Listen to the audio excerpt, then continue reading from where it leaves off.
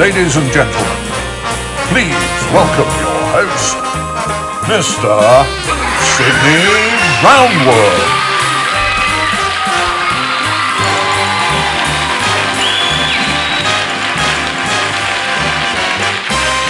Thank you.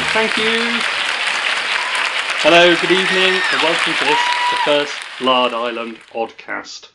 I'm Sidney Roundwood, and I'm here at the very nerve centre of the TooFatLardies operation. And tonight, I'm joined by the two men at the heart of the Lard Empire, Nick Skinner and Richard Clarke. Why Oddcast?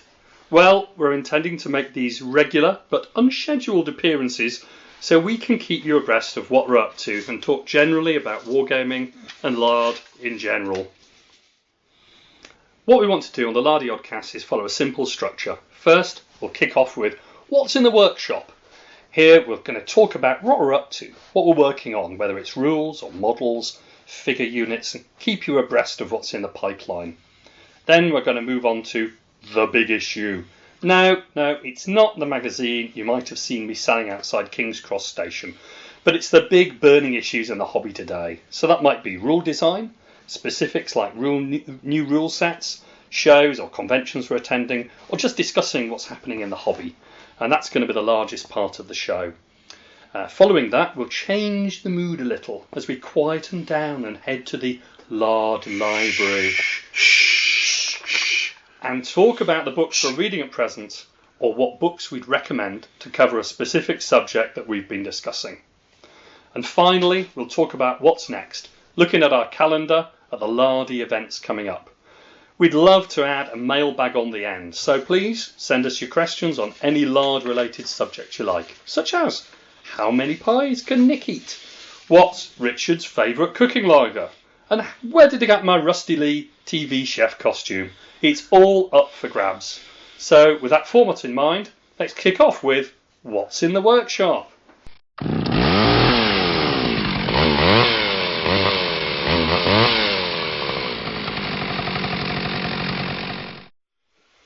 So Nick, what are you working on at present? Hello Sydney.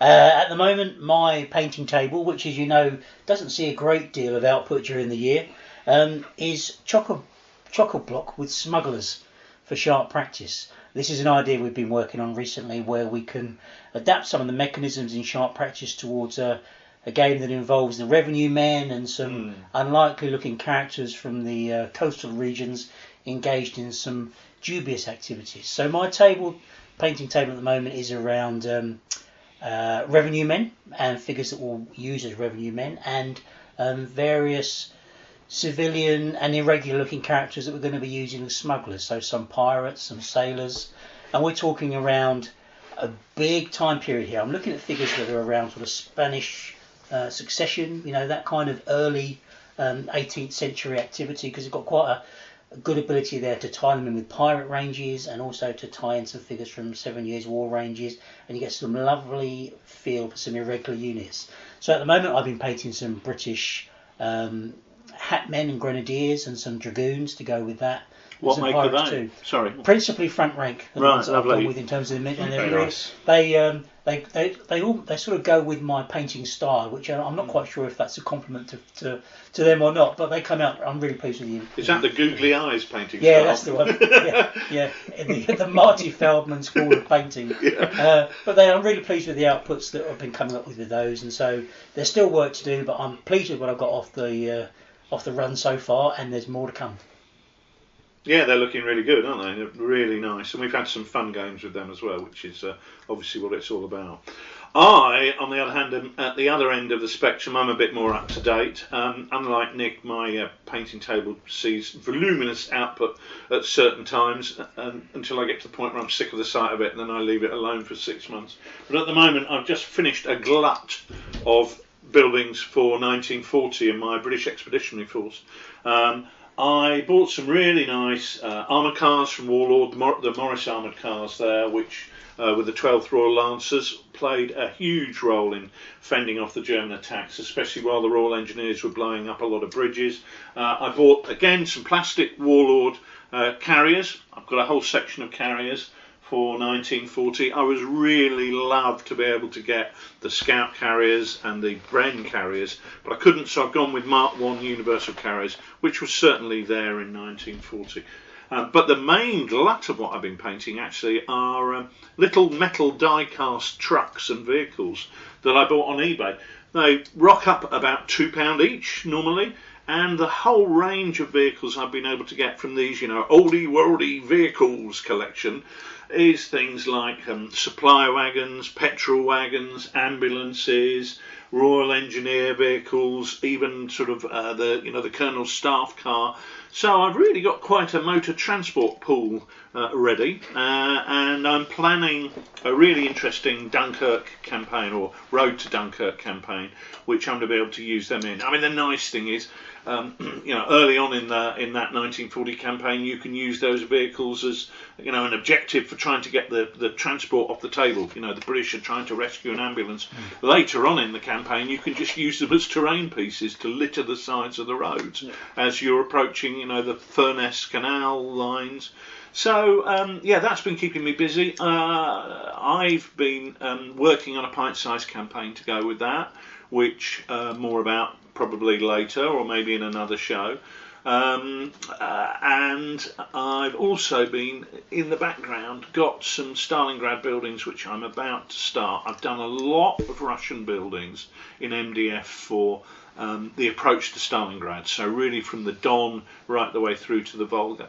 But now I'm looking at moving into Stalingrad proper and building some real big residential blocks and the likes. So that's kind of lingering in the background, and I'm hoping to start on that sooner rather than later. But yeah, busy times. And maybe you should just tell us about your airbrush, because that's the key part of what you've been up to in your. Oh well, workshop. yeah. I think people would love to hear about that. I splashed out. I went large. I thought money is no object for these cheap vehicles, and I bought a £25 airbrush on eBay, which is designed for ladies to apply nail varnish.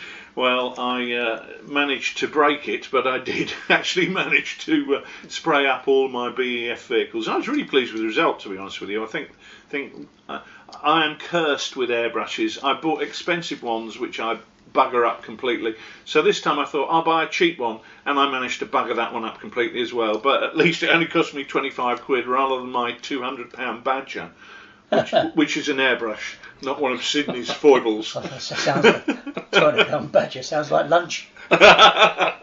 Excellent. What about you, Sidley? I've been painting some late 17th century buildings and figures. So indeed. So it's part of a long sort of project, really, of building up some Flemish regiments, some French regiments and Germans for the late 17th century, really the Dutch Wars of 1672, and also the War of the Grand Alliance, 9 Years' War, 1689. So I've been using Dixon miniatures for those, for the figures, nice. With some War Games Foundry. Loads of character. Lots of character. And been using hovels, the resin buildings, in 25mm for a Flemish or Dutch town. Really enjoyed doing those, just taking my time, like many people. I'm not a quick painter, but it's amazing if you just set aside half an hour a day, if you possibly can, just picking up the brushes, just relaxing, doing a little bit every day. It all adds up. So that's been my workbench for the past few months. Fabulous stuff. Sounds like we're all busy. Good.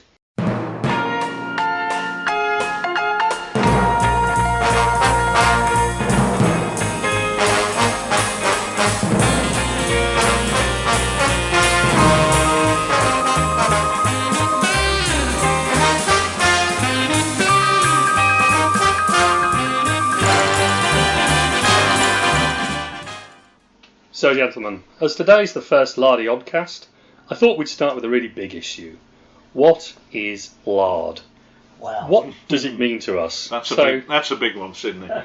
So, Nick, how would you define the word lard in a wargaming context? Okay, gosh. Lard is, of course, become my entire lens on wargaming for the last God knows how many years. So it's really now encapsulates everything I think that's important about the way that games are developed, I guess. There's lots of components to it. I think one of the things that, for me, is at the centre of a good war game, and I think that therefore it's important in Lard. But it's not only Lard games that generate not exclusive. Yeah. No, that's right. But it's the ability of the game to generate a narrative. So I was raised on a diet of Commando comics and John Wayne films, where the war was presented as a storyline. You must have had a lot of them. Yeah, I did. I a lot of comic books. But it's where the historical account is almost secondary to the narrative of the people that are on the journey. The people that are the starring in the film. And what I felt with war games in my early, I guess, war game career, if you want to call it that, was they were a bit characterless. And I think actually one of the really important things that the addition of characters and leaders gives to games is the ability to develop a narrative that you can then report against. And that narrative means, therefore, that a really important thing in my wargaming outlook is that, therefore, it becomes much more about the people than the technology that they use. The technology is there, the hardware is important, but actually it's the personal experience of the action, looking at it from that individual perspective, whether that be a platoon leader, section leader, divisional commander, ship's captain, fighter pilot, whatever. It's that human experience and the narrative that goes with it that, for me, has been a key part of the way that I think we've tried to develop TooFatLardies and the Lard, whatever the Lard is, the Lard brand or the Lard way of thinking over the last God knows how many years. So it's all about the tales of daring do that go with that, and the humour that also that can inject into games, which of course is vitally important. Yeah, I think that's an interesting point that you make there about the trying to experience the battle through the prism of the character that you're controlling. I think one of the issues in wargaming is that we all love characters, and we all want to identify with the figures on the tabletop. I mean, I can remember there's an awful lot of rule sets going back in my early days in gaming where you as the commander were making decisions which would influence the way the whole battle was fought. Let's say you were fighting Waterloo, but you were also testing to see if you, as that captain of cavalry, have brought up the tools to spike the guns. Yeah. And that was all a little bit chaotic because the rules were obviously trying to give you that experience through many, many different viewpoints. I think one of the important things in Lard is that what we've attempted to do when designing games is to replicate the command experience. And with some games, that command experience is going to be the company commander. For example, if you look at I Ain't Been Shot Mum, which was our first set of rules, what we're trying to do there is give you the experience that a company commander would have. With Chain of Command, we're trying to give you the experience that a platoon leader would have. It's important to pitch the set of rules at the level you want to be doing it. And somebody approached me the other day and said, me and my pals play it where we all have one section each in Chain of Command. And I said, well, to be honest with you, Chain of Command isn't designed at being a squad level game, and the experience you're getting is probably not going to be the best one because it's designed for you to play the platoon leader, and the decisions you were able to make with those command dice are the decisions that the platoon leader would make. And I think that is fairly central to the whole thing, that what we're trying to do is to present a command experience that's relevant to the size game that we're running. I think that's right at the heart of my experience of Lard as well. I think those words, replicating the command experience, are really about what I find really interesting about the rules that you two guys write, and which I think everyone at the club has really bought into. I think one of the things that I've seen wargames rules move away from is really technology to something which is more human. So if you think back to the early 1980s when I started wargaming, wargames rules were really good for the time, and they were really focusing on series of factors or hardware or performance of machines.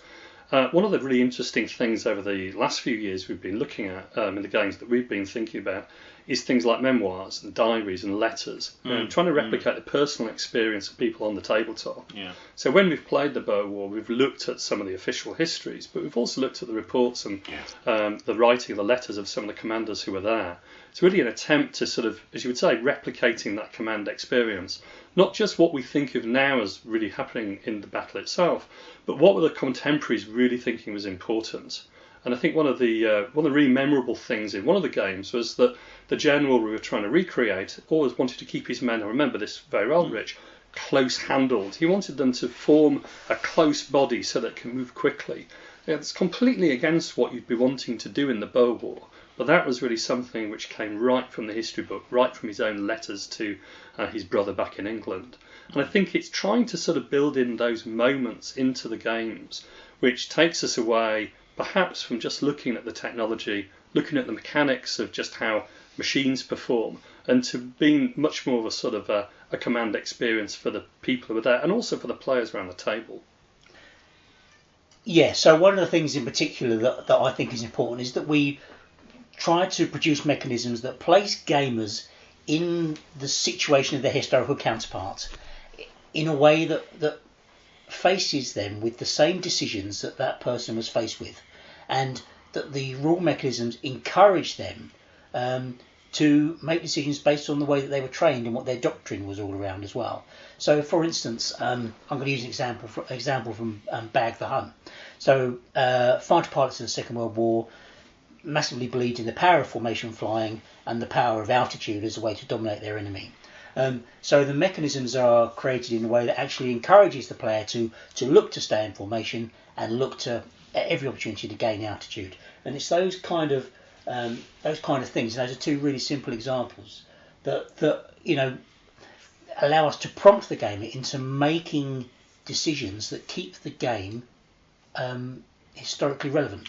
I think that's a really important point, but I think what I should add to that is that the way we've attempted to do that over the years is to not penalise people for doing something that is ahistorical, but to reward them for doing something that's right. So you don't say, oh no, that's wrong and therefore you get a minus. What you do is you encourage them to do the right thing. So you reward them for using fire and movement, for example, and you penalise, or you don't penalise them, but they don't get that benefit if they just stand there in some blazing firefight. Certainly one of the things in chain of command is that use of the tactical doctrines, things like machine gewehr, hand grenade for the Germans. These are what the Germans were drilled to do, and therefore if they take advantage of that training they get a benefit. If they choose not to take advantage of that training and decide to do something entirely un-Germanic, then there's no penalty for doing that. So you are allowed to make the wrong decision. You're not told you have to make the right decision. One of the things I really hate is you get rules that say, Austrians cannot fight in such and such a column, order mixed, for example, in the Napoleonic Wars. Well, fair enough. Maybe there are no examples of them fighting order mixed, but if you as the gamer want to try to be able to fight them in order mixed, you should be able to do it, but it ain't going to go that well for you. Whereas the French, who are used to fighting in that style, they should be able to do that a lot more easily, a lot more fluently and fluidly. And I think where, in my mind, we get that right is when you start to see changes in player behaviour. So, example that I always speak about when it comes to this is the British infantry and the 2-inch mortar. Yeah. So, countless times in previous games, we play games with platoon versus platoon, and the 2-inch mortar just gets left off the table because the mortar rules are not straightforward enough. Nobody realises how vital it is as a platoon support tool, and yet you know that there's a reason why these guys lugged this bloody heavy piece of metal around and used it with such great effect. And so by making it possible within the rules to use that support weapon with much more with greater ease, if you like, in terms of the rule mechanism, suddenly means that people will play it and they'll see the benefits of using it, and actually think, hang on a minute, this is a really valuable tool that I've got in my arsenal that I can use, and it then means that I can structure my attacks around using it as a support option, which means that I now start to understand the way that British made their attacks using the 2-inch mortar, which means that I'm now starting to understand a bit more about the history of the battle that I'm trying to fight, Yeah. and why it developed and the actions developed in the way that they did. Yeah. And that for me is a very integral part of it. And when you're umpiring games, it's really interesting to see players go through that journey, if you like, of understanding the nuances of playing different sides of each action. You know, the Germans or the British or the Americans and the Russians, and seeing what's different from one nationality to the other in their characteristics, and just tweaking the game and tweaking their own playing style, and suddenly realising that actually there's something about the way these actions were fought, and it now makes sense. Yeah, and I think the important thing again there is that you're not feeding somebody a big shovel full of history. You're allowing them to learn by playing the game, and it's almost sort of accidentally swallowing a history pill, because when you read about those, the historical accounts, you think, hey, yeah, I've played Chain of Command, and that worked for me. It was you're watching these World War II films, and you're shouting at the telly, put bloody smoke down. Yeah. I think the thing for me, one of the key things for me about Lard is that big issue of friction. Now, there's lots of military tomes on friction. You can go into the Lard library and find Clausewitz in there and read all about that. However, I think it's easy to use the term friction and go, oh, well, that's just friction, let's put it over there in a box. What friction is all about is unpredictability. It's about uncertainty. It's not something weird and wonderful that we are having to introduce into games just to make things a bit more difficult. It's trying to replicate the command experience that the commander of that platoon would have, in as much as he cannot be certain of what is going to happen when he issues an order. Now, there's a great example of that is movement. Now, one of the reasons that we use dice to create variable movement is that you as a commander don't know exactly how your men are going to perform when you say, right, run across that field. Now, you've got issues there. When you say move, we roll a dice to see how far they go. Now, the best thing there is that we're going to use 2 dice. So whilst it's random, it's not entirely random. For normal movement, you use 2 dice. So it's very unlikely you're going to go 2 inches. It's equally very unlikely you're going to go 12 inches. But it's fairly likely you're going to go 6, 7 or 8 inches. But where you do get extremes, it's an extreme result. That's the bell curve you get. So when you move that unit, you're looking at how quickly do those men, who you've just said run across that field, react to your order. You're then also considering what's the terrain like, and you're considering the speed of the enemy's reaction. Therefore, it's always going to be variable. When you roll those dice and the men only move 3 inches, it's not because they're complete idiots. It's maybe that they've run out and one of the blokes has gone, look at that movement over there ahead of us in the tree line, and everybody's hit the dirt. And that's a situation that you can read about countless times in historical accounts. And to not represent that in a set of rules, and to go back to the rules of our childhood where everything moved 6 inches, for example, means that you've got absolute certainty. I've talked about this before on other interviews, where the games that we used to play, where a colleague of ours used to put a bridge in the middle of the table, and he used to say it's a race to see who can capture the bridge first.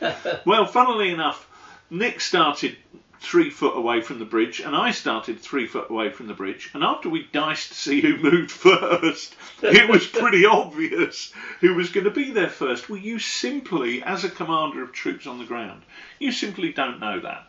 I was out walking the dog this morning, and we were having this conversation on one of the War Games forums online about, why do you have randomised movement? Somebody was telling me it was ridiculous. And I took half a dozen photographs of different bits of terrain that I walked past on an hour's walk.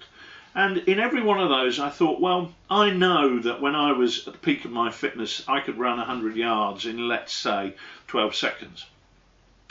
Now, that would have been on a track, in an athletics track. When you look at that terrain, you go, how much longer would it take me to run across that field that's just grass? And then you look at it, how much longer would it take me to run across that field that is stubble from where they've cut down the crops but the stubble's remaining? And then we went to the next field where the farmer had turned the field over with huge plough, and you'd think, God, it might take me half an hour to get 100 yards across there. And then the next field, the farmer had put the harrow over it. Yeah. So it was still rough, but nowhere near as rough as the ploughed field. And that adds the excitement to games. Because for me, so imagine a situation where you've got a platoon attacking a farmhouse, and I've got 1 and 2 sections, and I'm waiting to go in, but I'm waiting for Sergeant Sid with 3rd platoon to appear on the right hand side and put some covering fire down for me. Now I know that Sergeant Sid went off round there 2 turns ago, and I'm pretty sure that he'll be ready to go in a minute, but I can't guarantee at what point he will be there putting in that support fire. I know that he's going to get round to that position. I know he's going to put that fire in, but I can't say with any certainty that it's going to happen in 2 minutes and 30 seconds time. When it happens, I've got to be ready to go, and it's about that preparation, planning, that ability to cope with that complicated situation, that complex situation, to say, okay, I've done everything I can to be in the best position I can be in, so that when this situation occurs, I can act on it. Yeah. I think we're talking about an issue there that we've all suffered from as wargamers. Is when it's your turn, you feel like you've got to go. Yeah. And sometimes, in real life, when for your example, if your platoon are waiting in a wood to advance across that field that's in front of you, and the plan is that you wait for Sergeant Sidney to take his platoon round on the right and put in covering fire, to say, oh, well, it's my turn, therefore I'm going to go, even though Sergeant Sidney and his men aren't there, is kind of crazy, but equally it's kind of inbuilt into us as wargamers that it's my go, therefore I'm going to go. Yeah. Fine, you can certainly do that. I mean, there's nothing to stop you doing that, but it's the ability or the necessity as a commander to adapt your plan in order to take into account circumstances as they are at that moment in time. And that's a reality you see in all warfare. I mean, if we had certainty of results, the Duke of Wellington would have known when Blucher was going to get there. Franz Zecchi fighting in the Sweetwald at Königgrätz in 1866 would know exactly how long he had to hold out for.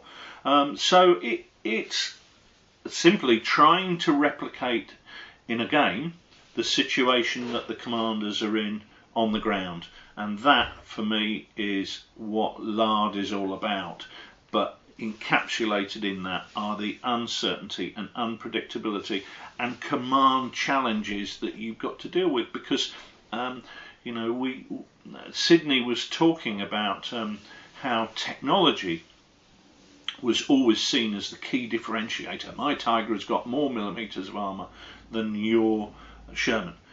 But realistically, what Lard has shown me and where Lard came from was reading a number of books which made me think, hold on a minute, actually what's more important is the human beings that are inside those tanks, and the human beings that are behind that light machine gun and their psychological state.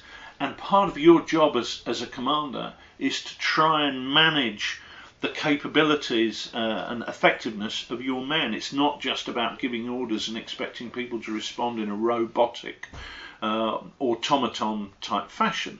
You have to allow for the fact that these are human beings. And Ernie didn't want to die. He was only 32, but in fact nobody wants to die. It's not just milkmen. It's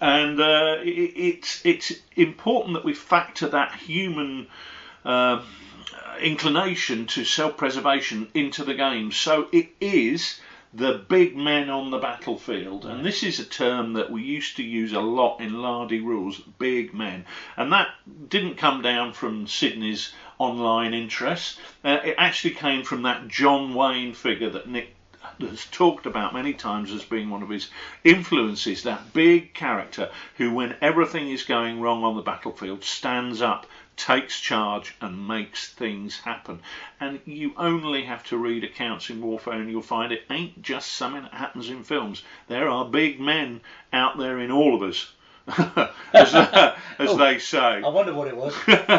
So that's what I feel is encapsulate Lard, but also, and it begins with an F, and we are allowed to say it on the air, it's fun.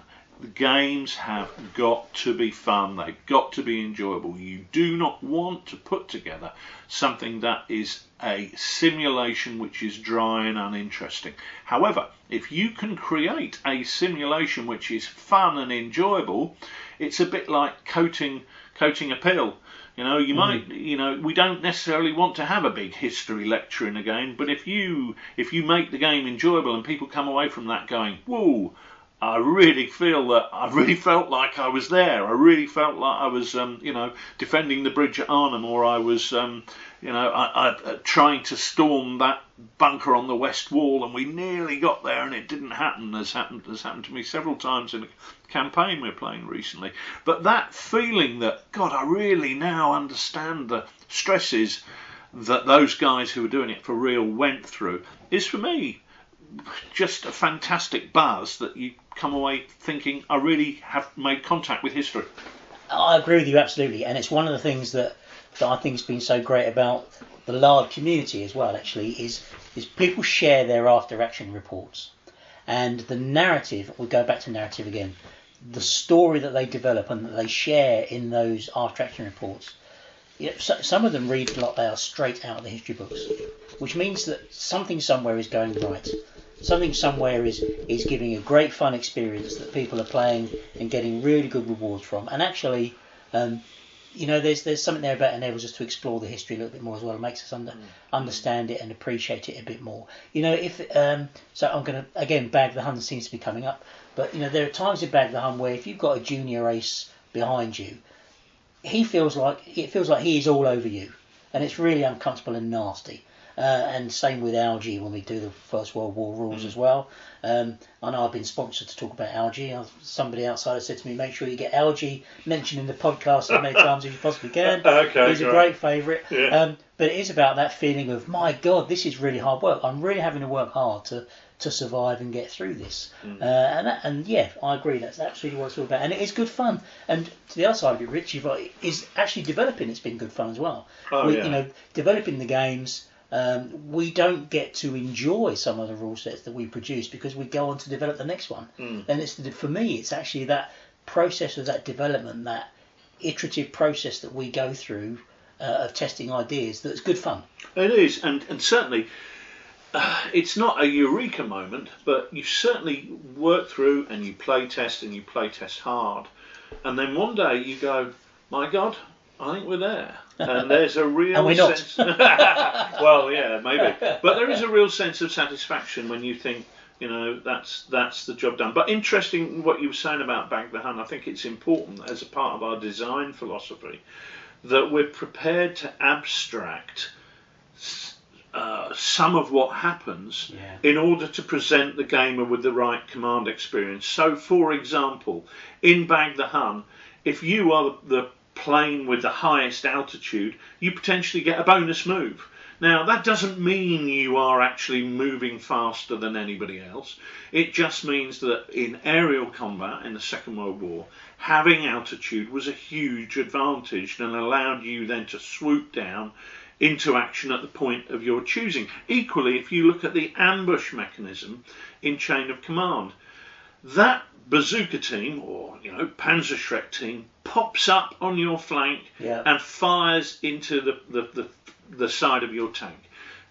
We haven't seen how that bazooka team got there, and we're not interested in modelling that really, because if we did model that, where you saw that team move up, you would never get a situation where that bazooka team was going to create an ambush.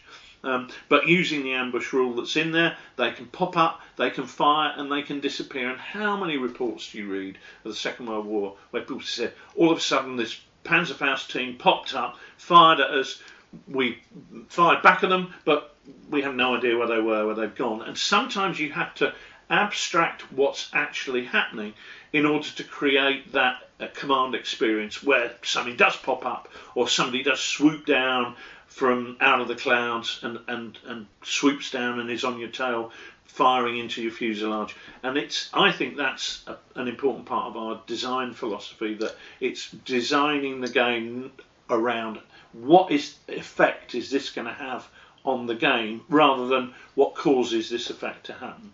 Yeah, so the timeline becomes rather non-linear in some instances, and that's exactly right. We move from pivotal moment to pivotal moment in a way that a narrative would move. Yeah, and in a way, it's a bit like tactical bounds. Yeah. When you're looking at that terrain, how far is a tactical bound? Well, it depends on the terrain. And the same thing is the case with that decision-making moments. At what point are you called upon to make the next decision as that character in the game? But yeah, but also though, it is about choices. So as a player, you've got a choice. You can choose to take the initiative and do something, or you can choose to sit back and let that initiative pass to your opponent. That's the game element within that, and you can choose to use the mechanisms the way that you want to play the game to your style. It doesn't tie you into acting in a certain way, no, but certain principles are encouraged. Yeah, and as we were saying earlier, you can't shoehorn people into playing the game you want them to play. People have got to have the freedom to explore that, and that, with Chain of Command, that's one of the great things I enjoy about playing the campaign, is that once I've taken a few casualties and my platoon's starting to look a bit shoddy, I'm not going to keep that 3-section structure. I'm going to start saying, okay, am I going to group all my Brens together as one great big base of fire, and then group all the other riflemen together as one big manoeuvre element? Now, that happened all the time in the Second World War, but it's having that freedom to say, ooh, I could try this, I could tweak this, and do it a bit differently. And the rules have to allow you to make those choices, and that's quite a fun learning experience. And you kind of get to the point where you're trying to be inventive and do things to maximise the effectiveness and efficiency of your platoon. That's part of the fun. And you raised the issue there about campaign games. Now, we haven't got time to talk about that in this podcast. No. But certainly the ability to put a game in its context, or to put an action in its wider context, is also very important, because the influences that makes on decision making are great. But Sidney, you asked the question about what is Lard all about. I mean, it's about all of those things that we just discussed. And cooking lard. Well, I was going to say it's also about one other thing, and that is the community that goes with it. Because we're in a situation now where we have Lard events and an online forum, etc. That Richard, I know you devote massive amounts of time and energy, or devote it to and receive it from. And those events that we do, so the Operation Market Larding activity, etc. Personally, massively rewarding to engage with those guys. Yeah, huge, and it's just hugely fun to get deep fried lard in Scotland. War Lard in Durham, just some great fun meeting people who are enjoying the rules, and great fun, making friends with them over the years. These people are our mates, and that's as true of somebody in California who I've never met, but who I've been talking to on the forum for the last 15 years, as it is, somebody I meet at Deep Fried Lard, who's just driven 10 miles down the road to do it. When did we set up TooFatLardies? How many years? I've no idea. Actually, it's somewhere around 2000. No, we first published I Ain't Been Shot Mum in 2002. But I'm not really sure what format it was in. I think that was the first printed version. So I think it was about... Well, we didn't really set it up, did we? It kind of happened by accident, but it was about 2000. Yeah. I mean, it's such a massive... Obviously, I'm so much younger than you are. It's such a massive part of my gaming life that I can't really separate Lard from anything else, actually, these days. But what I can say is it's been hugely rewarding for all the reasons you've said, to meet people that I would otherwise have not met, have great games, great conversations with some fantastic people from around the world, which I know, Sid, is one of the things that you love about wargaming and the community that it brings. So that's what Lard is all about, I think, for us.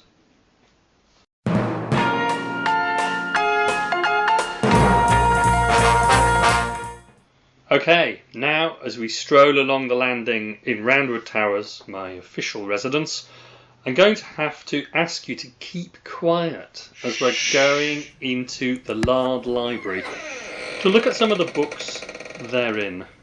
Maybe we can select a finely tooled tome or two to discuss.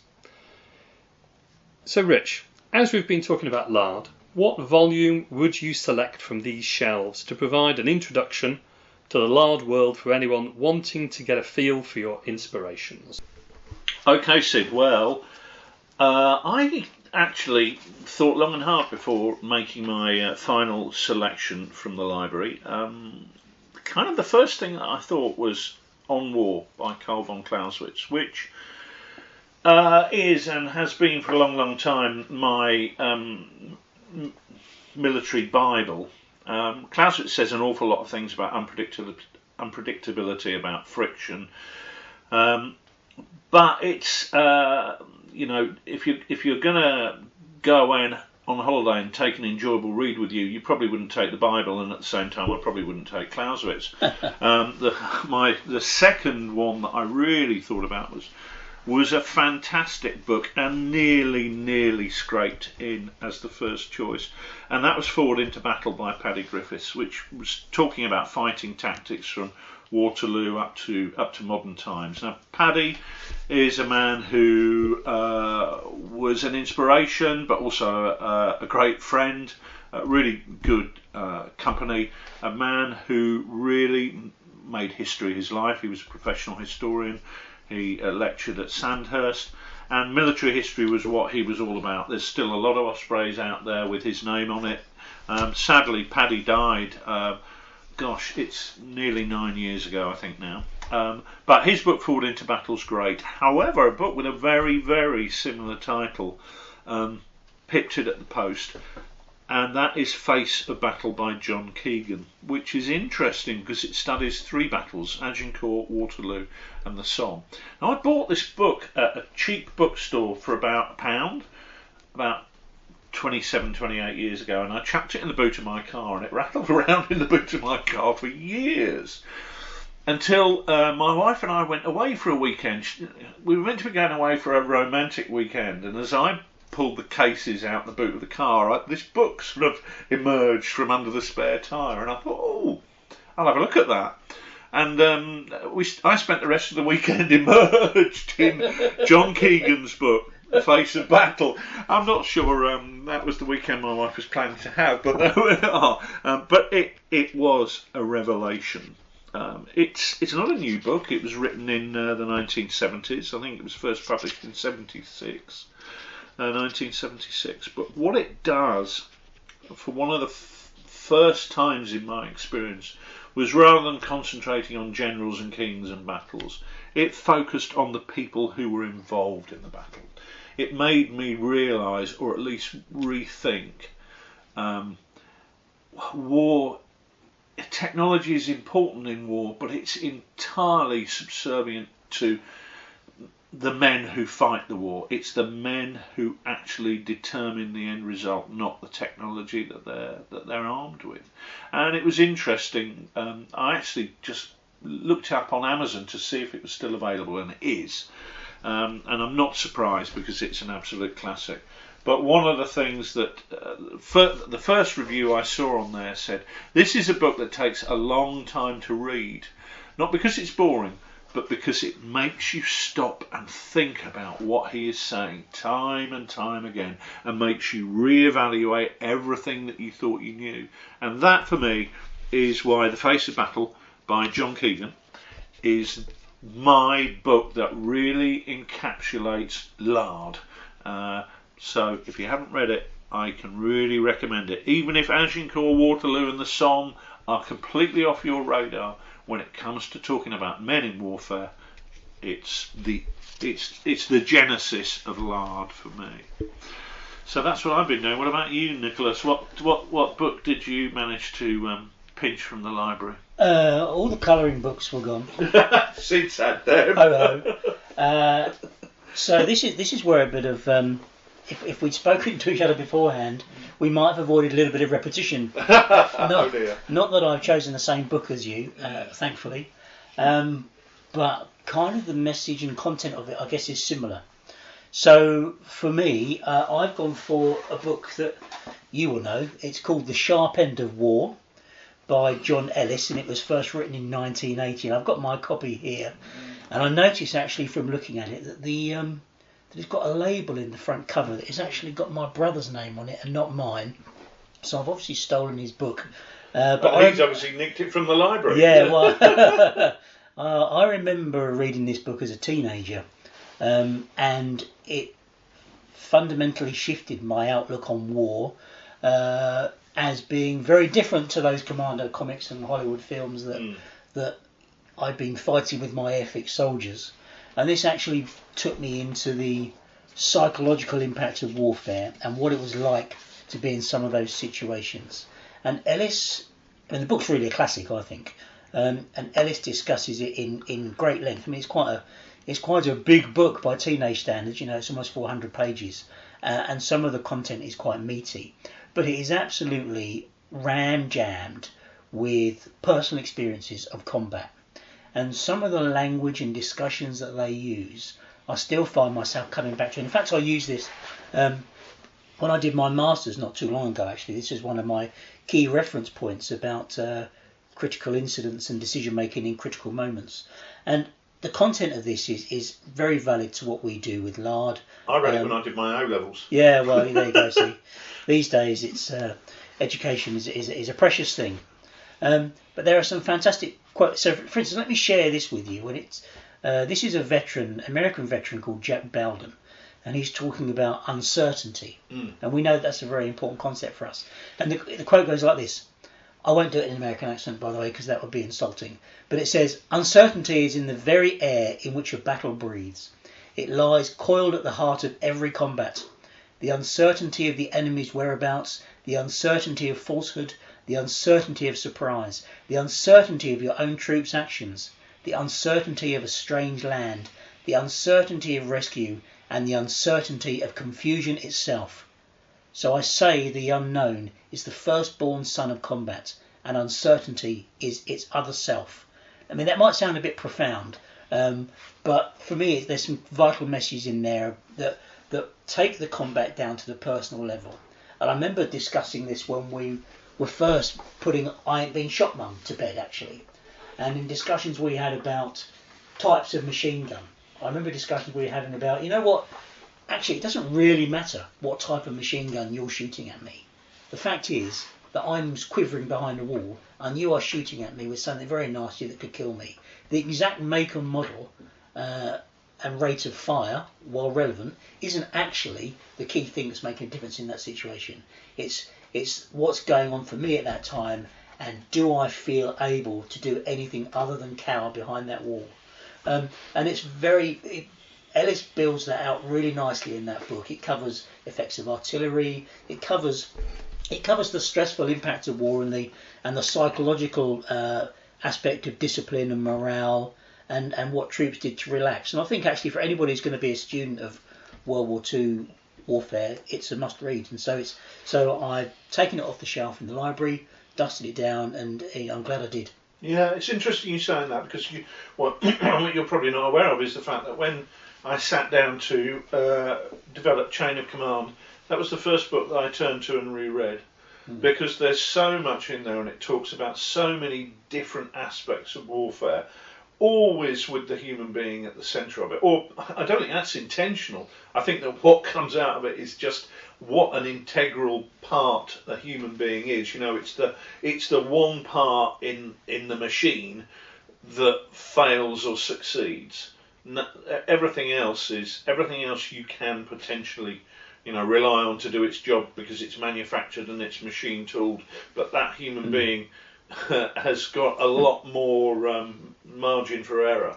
I think that's an absolutely classic choice, isn't it? And also I noticed that actually, of course, the campaign supplement for Chain of Command is called The Sharp End. It is, absolutely. And unapologetically, I took that book as the inspiration for that, because the campaign aspect of Chain of Command brings out so much more of those human issues, the way the troops are reacting to you, the way you're reacting as a platoon commander, the way your commanding officer is thinking about you and you're thinking about him, all really are inspired by that book. So great choice.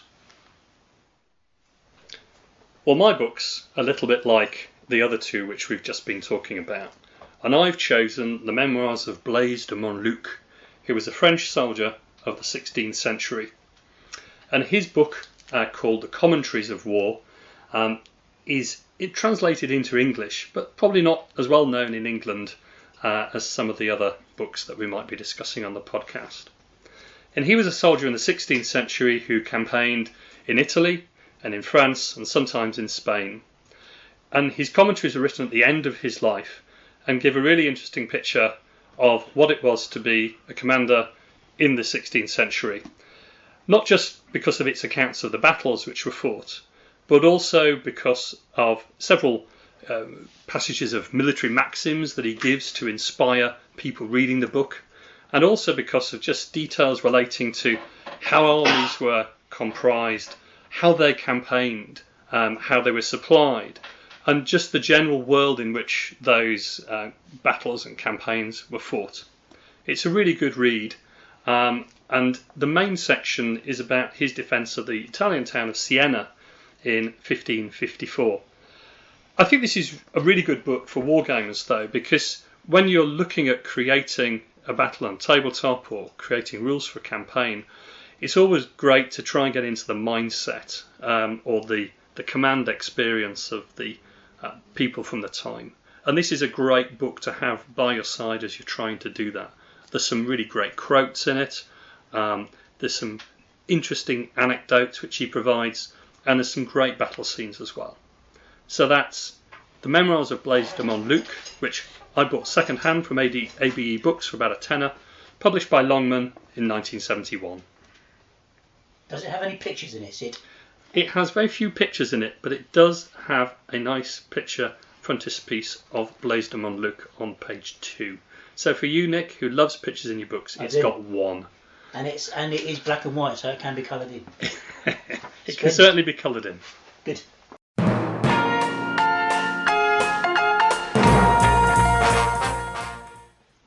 Well, thank you both for joining me today, Nick and Rich.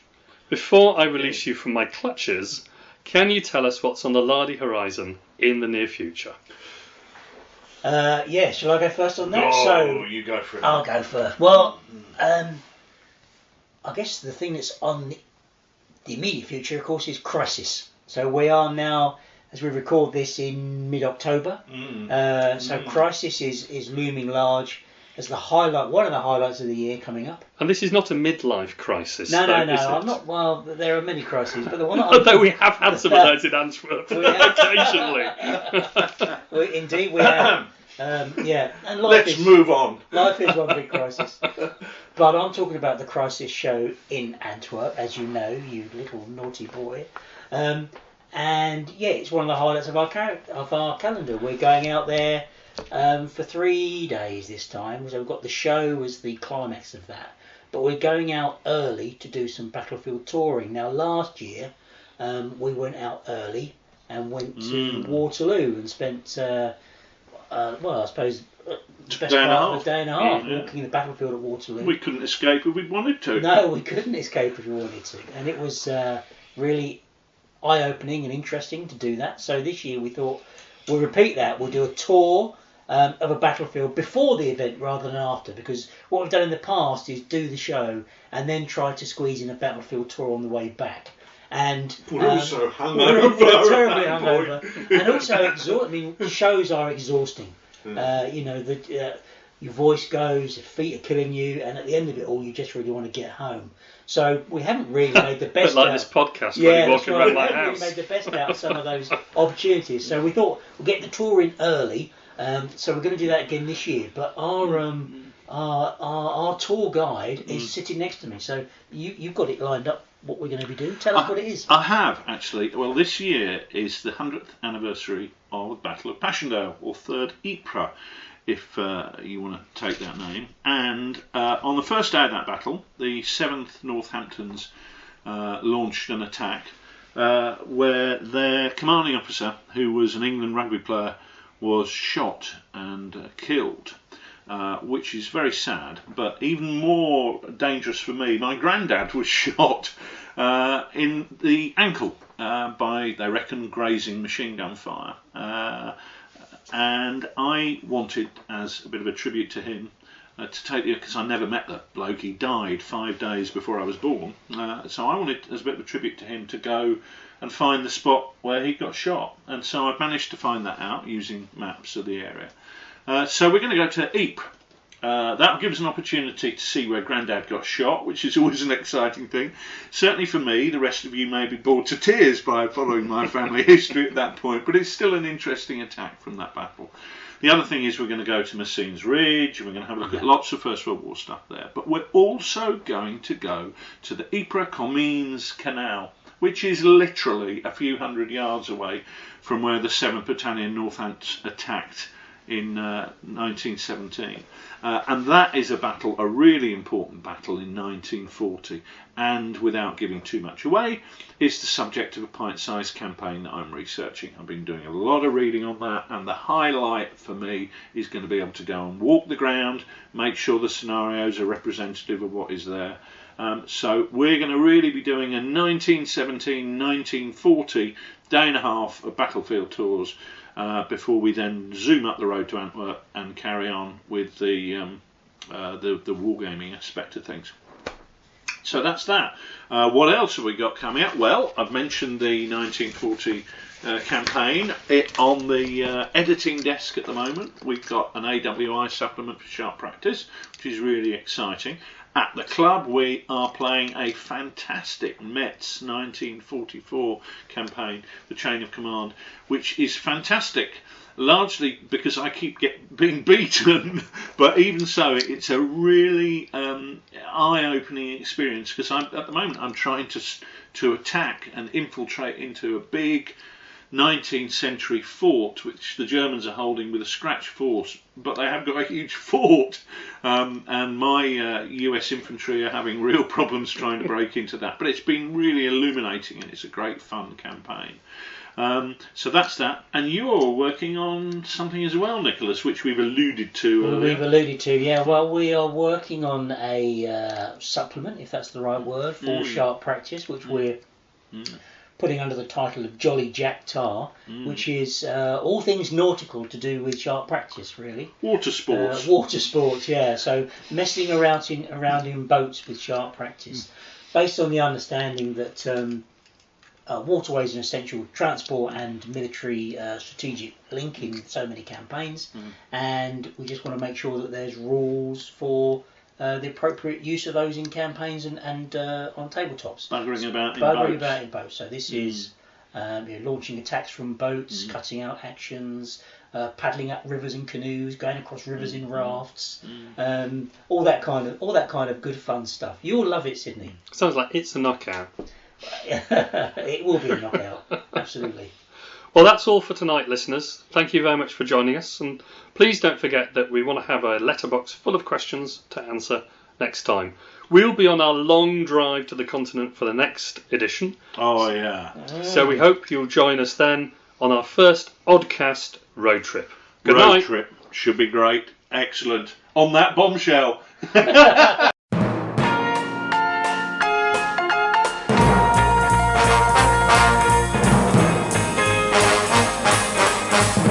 In tonight's show, Sidney Roundwood was joined by Nicholas Skinner and Richard Clarke, with music by Roger Barraclough and his band.